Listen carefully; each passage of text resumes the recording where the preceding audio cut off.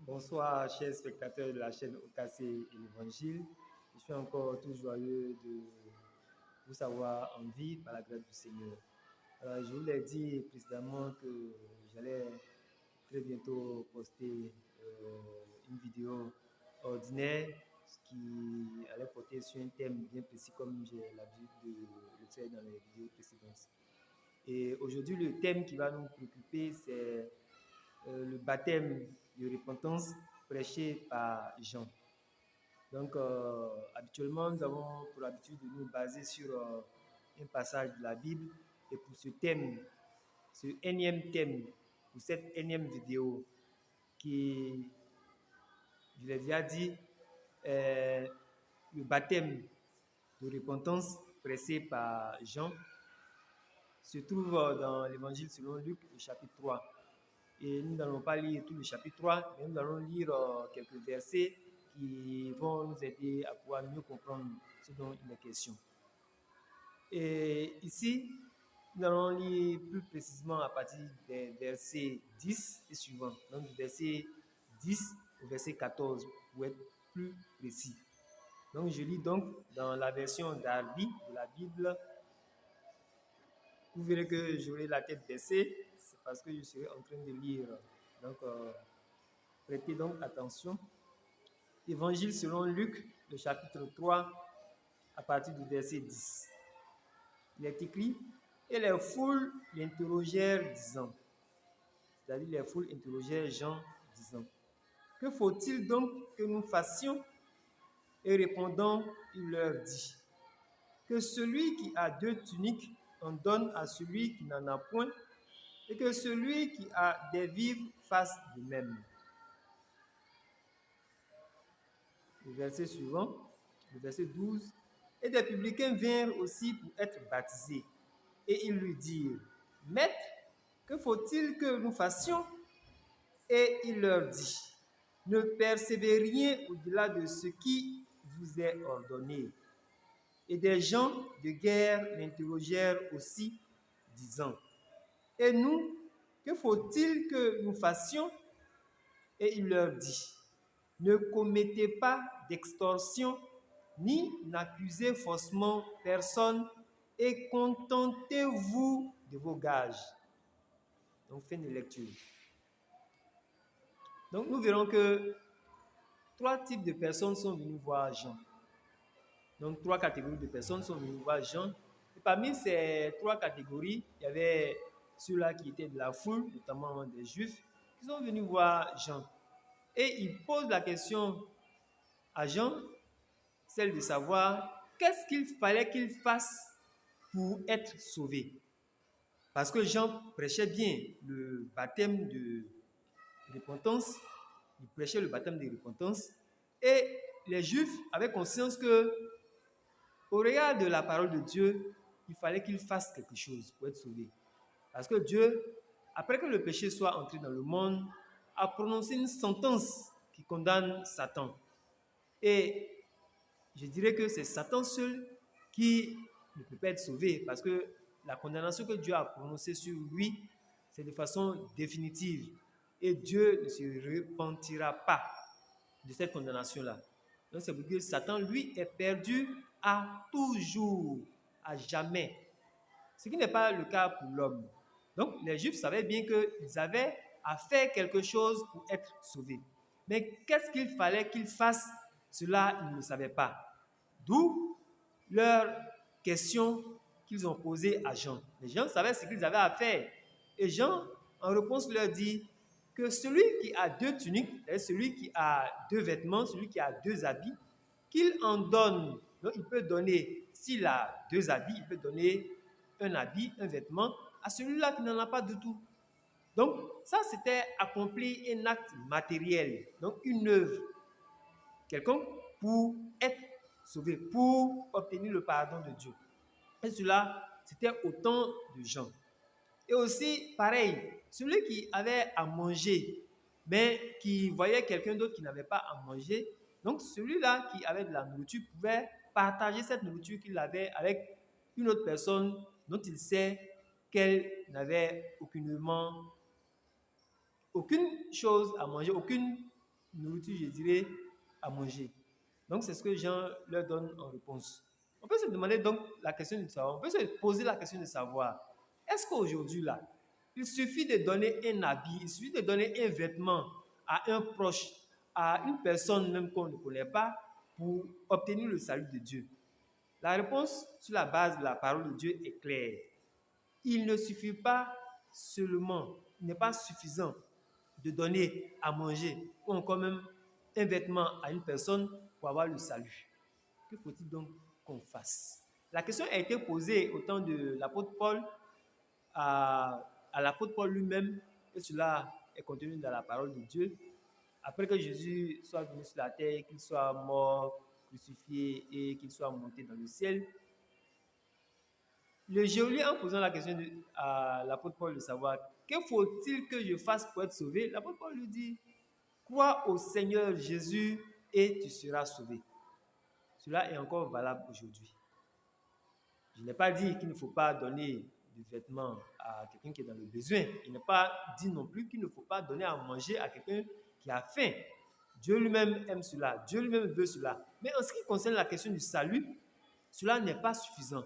Ce n'est pas ce qu'il faut faire seulement pour pouvoir être sauvé aujourd'hui. Mais la réponse reste la même. Comme au temps de Paul, c'est de croire au Seigneur Jésus pour être sauvé. C'est ce qui est encore valable aujourd'hui. Et aussi, et cela est contenu dans le livre des Actes, le chapitre 16, le verset 31.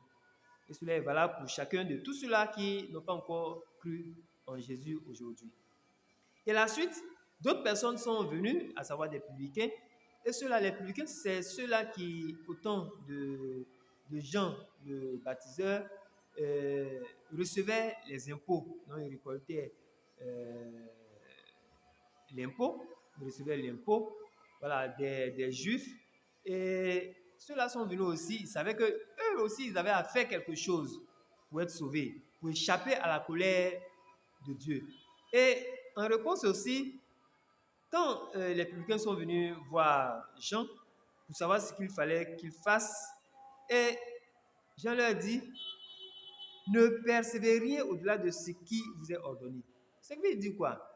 En tant que publicain, eux qui recevaient l'impôt, ils devaient recevoir, se contenter de ce qui était prévu dans les textes ou encore dans la loi relative aux impôts. Donc, ils n'avaient pas à recevoir au-delà de ce qu'ils devaient recevoir de la part du peuple. On peut savoir qu'il est courant qu'avec la question de la corruption, c'est un peu partout. Et il arrive des fois où, avec une certaine autorité qu'on a, on essaie d'influencer ou encore de faire du chantage à des personnes sur lesquelles on a une certaine autorité. Et vu l'importance de l'impôt, donc ceux-là, certainement, il pourrait arriver qu'ils perçoivent au-delà de ce qu'ils devaient percevoir normalement.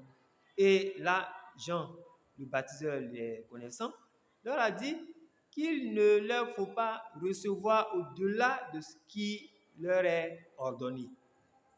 Donc, on peut aussi se demander la question de savoir, est-ce que ceux-là qui travaillent dans les impôts, il suffit de se contenter de ce qu'ils doivent percevoir pour être sauvés? Là encore, la Bible est claire. Il ne suffit pas de se contenter de cela, de l'impôt qu'ils doivent percevoir, mais outre le fait même qu'ils doivent se contenter de l'impôt qui est prévu être reçu par eux, ils doivent obligatoirement, nécessairement, de façon indispensable, accepter, croire en Jésus-Christ, leur Seigneur. Accepter Jésus-Christ comme leur Seigneur, leur Sauveur personnel. Cela est indispensable pour obtenir le salut. Cela est valable non seulement pour les percepteurs d'impôts, que ce soit en Côte d'Ivoire, que ce soit en France, que ce soit au Sénégal, que ce soit au Burkina, au Bénin, au Togo, et en Afrique du Sud, partout dans le monde, en Chine, aux États-Unis, partout dans le monde, cela est encore valable. Il est indispensable de croire en Jésus-Christ pour avoir le salut. Ce qui n'était pas le cas avant Jean. Avant Jean, Jésus n'était pas encore sur la terre. il fallait faire la volonté de Dieu. Et cela au travers de ce que les prophètes donnaient comme enseignement, comme parole, comme prophétie, et cela parlant de la part de Dieu. Donc c'est ce qu'il fallait faire pour être sauvé et échapper à la colère de Dieu. Mais en ce qui concerne le temps de grâce qui est apparu avec la personne de Jésus-Christ, il est nécessaire, voire indispensable, de croire en ce Jésus-Christ-là, Fils de Dieu, pour obtenir le salut, pour être sauvé et ainsi échapper à la colère de Dieu. D'autres personnes, à savoir, il est dit, permettez que je puisse retrouver le passage, c'est dans le verset 14 de l'évangile selon Luc, le chapitre 3. Il a dit, et des gens de guerre l'interrogèrent aussi, disant, et nous, que faut-il que nous fassions? Ce qui veut dire quoi? Plusieurs couches de la société étaient concernées et étaient effectivement concernées comme c'est le cas aujourd'hui. Aucune couche de la société n'échappe à la question du salut. Nul ne peut échapper à la question du salut, vu que tout homme par nature est pécheur. Depuis que le premier homme a péché, tout homme par nature est pécheur, parce que le péché est passé du premier homme à tous les hommes qui sont nés et qui naîtront. Et par cela, chacun a besoin d'être sauvé. Chacun a besoin du salut de Dieu. Et quoique les œuvres sont importantes, et Dieu même veut que nous fassions des œuvres, que nous partageons ce que nous avons, que nous, par amour pour nos prochains, nous fassions des œuvres, que nous aidions. Mais au-delà de ça, Dieu lui-même veut que nous donnions notre cœur à son Fils Jésus-Christ.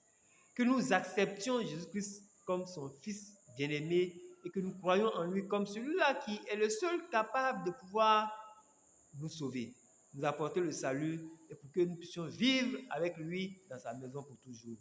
Et pour revenir au texte, en ce qui concerne les gens de guerre ici, on peut l'assimiler aux militaires, voilà, aux gens en armes, les hommes de guerre. On voit que ce sont les militaires qui généralement font la guerre, comme aussi les gendarmes, les policiers par extension.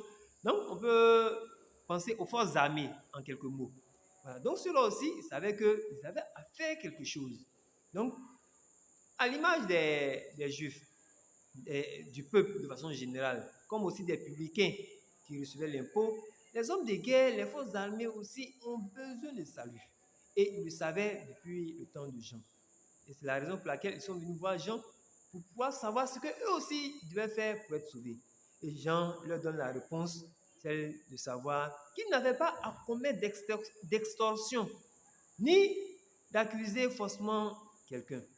Donc, pour dire qu'ils ne devaient pas venir violenter de quelque manière que ce soit le peuple ou encore les citoyens pour obtenir en retour des avantages ou encore du bien, mais ils devaient faire, c'est-à-dire veiller sur le peuple, comme cela est recommandé, et faire leur travail normalement. Ils n'avaient pas aussi à accuser faussement quelqu'un, peu importe la personne, peu importe sa race, peu importe sa religion, peu importe son appartenance politique, peu importe, je dirais, son niveau de vie sociale.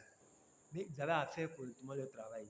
Et ainsi, ne pas aussi aller dans le sens de la corruption pour corrompre les citoyens, les honnêtes citoyens et toute personne, quelqu'un que je dirais.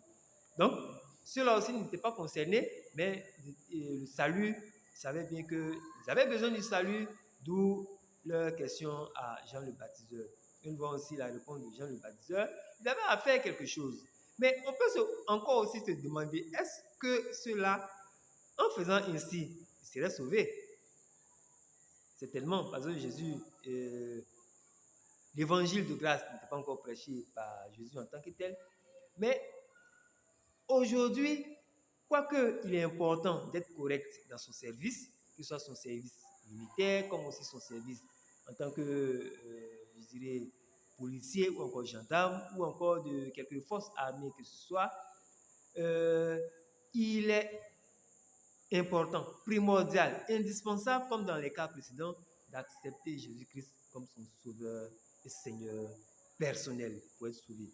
Rappelons-nous chaque fois de la réponse de l'apôtre Paul aux Géoliens.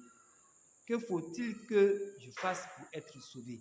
La réponse demeure: crois au Seigneur Jésus et tu seras sauvé.